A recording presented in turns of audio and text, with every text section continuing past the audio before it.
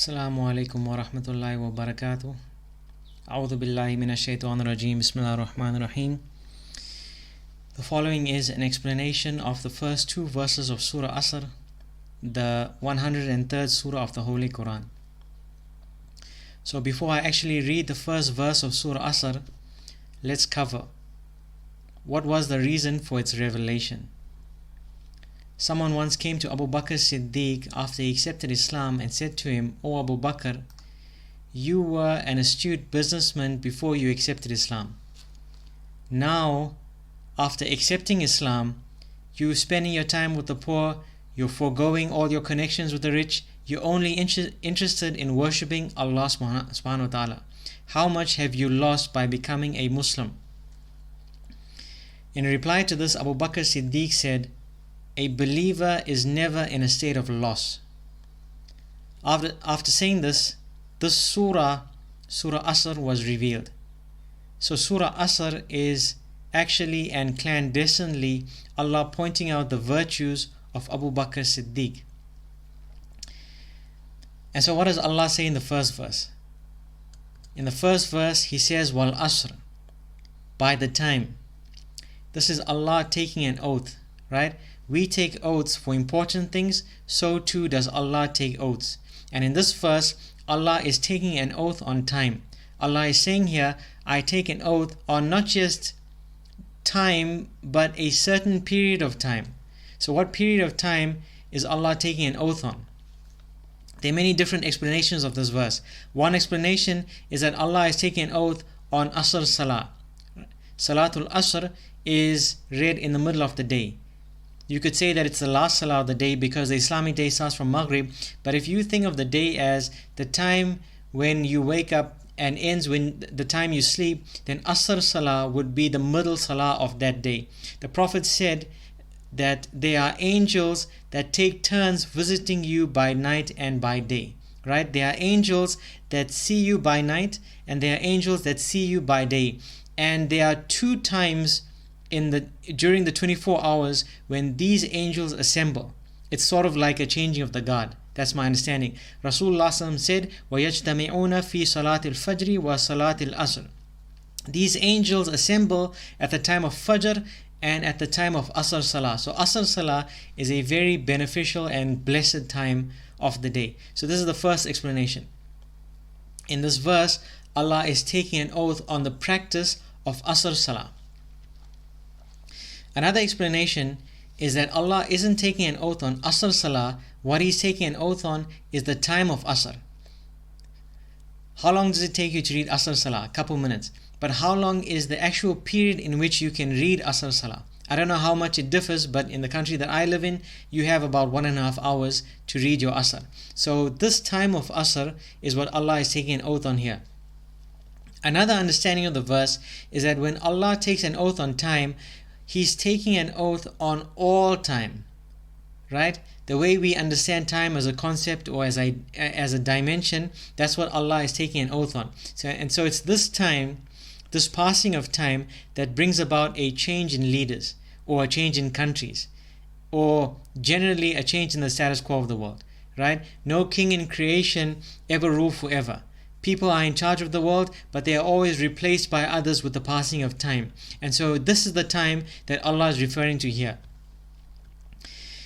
Yet another explanation of the verse is that Allah is referring to the time in which His beloveds are separated from Him. My understanding of this is that it's referring to the close servants of Allah living out their lives. Allah sees them going through their trials and tribulations. That's a part of life. Everyone goes through hardship in this world. It's part of the package of being a human. Even the close servants of Allah will not live hardship-free lives. And so, as Allah is watching this, He's awaiting union with His beloveds. And it's through the tasting of death that the beloveds of Allah are finally united with their Creator. And so this is the time on which Allah is taking an oath, the time that His close servants are separate from Him. And what's also happening during this time?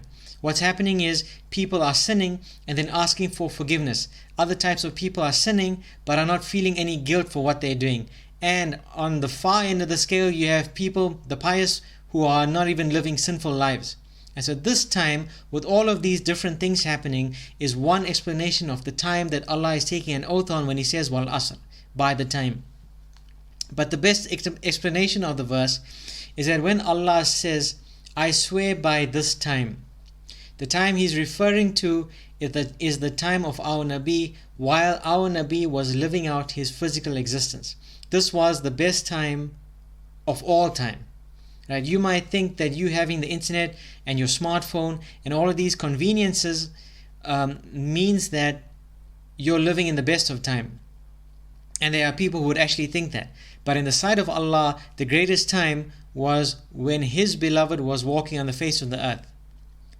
Because if you accepted the faith that He promoted at that time, you would be counted among the Sahaba-i-Kiram, the greatest people after the Prophets. And there is no other time or period of humanity that can claim that. Allah could also be taking an oath on the period of His Messenger's prophethood. When Rasulullah came to the world, he came with a message, right? That was the time of his advent. And now that his prophethood has come to the world, we can ask the question, for how long is his prophethood valid? Did his prophethood end with his demise, or is his prophethood only valid for 100 years and now we're not supposed to be following it anymore? Or does his prophethood end with the coming of Isa alayhi salam? No, the prophethood and message of our Nabi is now for all places and all times. There is no one that will come with a new message that will make his message inapplicable. Even Isa alayhi salam, when he returns to the world, will come as a follower of our Nabi. And so this is another explanation of the verse. Allah is saying here that He takes an oath on the time of the religion of our Nabi, meaning Islam, which will have to be followed until the Day of Judgment. One final explanation is that when Allah says wal asr, I take an oath on time, on a specific time, the time that Allah is referring to is not just when Sayyidina Rasulullah was on this earth, bringing his blessings to it, but even the time before that. If you go through the story of Adam alayhi salam, you find instances where he understands the benefit and even gains the benefit of the final prophet, even though the final prophet wasn't to come to the world for another couple thousands of years. Every ummah, every nation of the previous prophets gained blessings from our Nabi. Our Nabi didn't have to come to the world for people to start benefiting from him. Hazrat Adam alayhi salam read durood and gained benefit from the recitation of that durood before even Adam alayhi salam came to the world. This is why Rasulullah is referred to as the mercy to the world, Rahmatul lil Alameen, not just the mercy to this world. His mercy transcends this planet. But you can imagine this is a very lengthy issue, and so we're not going to go into it here. So what do we learn from the opening of the first verse? What do we learn from the opening verse of Surah Asr? We learn how beloved our Prophet is to Allah. Allah took an oath on not just his era by saying wal asr.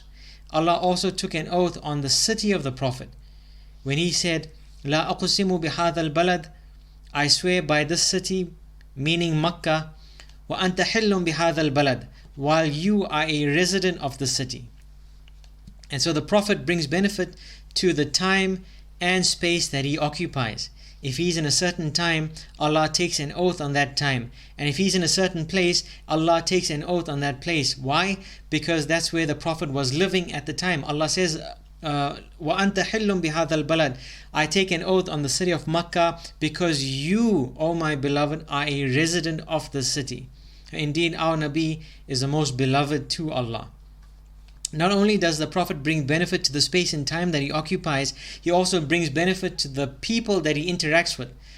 Like I said, the companions of the Prophet are the greatest people after the Prophets. And when we talk about the companions of the Prophet, we are also including the family of the Prophet. Right? They were among the highest and most exalted of the companions. To believe that the Sahaba-i-Kiram are worthy of great praise, but the family of the Prophet wasn't, this isn't the way of a Muslim.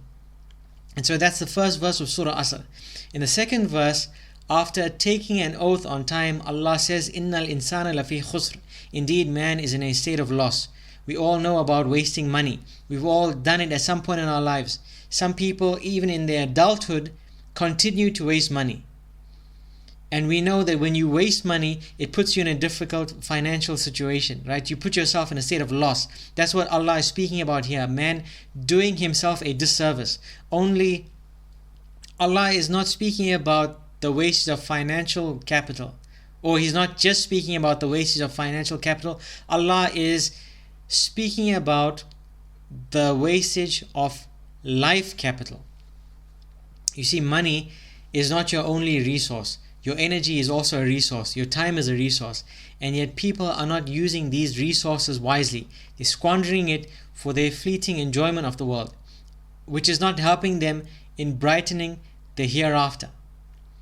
When money gets used inefficiently or uneconomically, the people in charge of that money get frustrated, right? Because you can get better output when your money isn't being handled negligently. Companies are always trying to find ways to cut unnecessary costs, because when they do that, they can free up money for further development. And this is what Allah is saying here. People spend their valuable time in sin and frivolous amusement. They're not building anything for themselves for the next world. And there's going to come a time towards the end of their lives when they realize they don't have any time anymore. And at that point, they should do whatever they can with whatever little time they have, and inshallah, Allah will compensate them for that. Think of your life as a store, as a shop, right? Your deeds are the products that you put on your shelf. If your products are good, Allah purchases those products and pays you back with paradise. If your products are defective, Shaitan comes into your store, takes these defective products and pays you back with hellfire. Allah says in another verse, Inna Allah ashtara minal mu'minina anfusahum wa amwalahum bi anna lahumul jannah. Indeed, Allah has purchased from their believers their lives. Indeed, Allah has purchased from the believers their lives and their properties, for that they will have paradise. You as a Muslim are a reflection of what you purchase with your resources, what you do with your money and your time and your energy. What do you do with these things?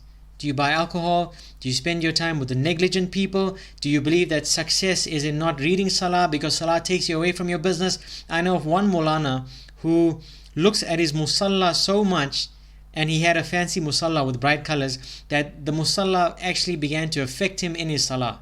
Right? It was too much of a distraction for him. And so he had to replace it with something less interesting so that he could concentrate more on his worship. So how you use your resources is very important. Also, the company that you spend your time with is also important. Right? People who've studied habits have realized one of the best ways to improve your habits is to not be with those people who keep reinforcing bad habits. Because man is easily tempted when he's with a crowd to just do as they do. No one wants to be the odd one out. And so look carefully at who you take as your day in and day out company. And the last point to be made about the second verse of Surah Asr is that the profit and loss of small capital is little, while the profit and loss of big capital is a lot. Right? The more money you have, the more money you can make, and the more money you can also lose, because that bigger amount of money has higher potential to go either way. Likewise, human beings have higher potential than animals and angels.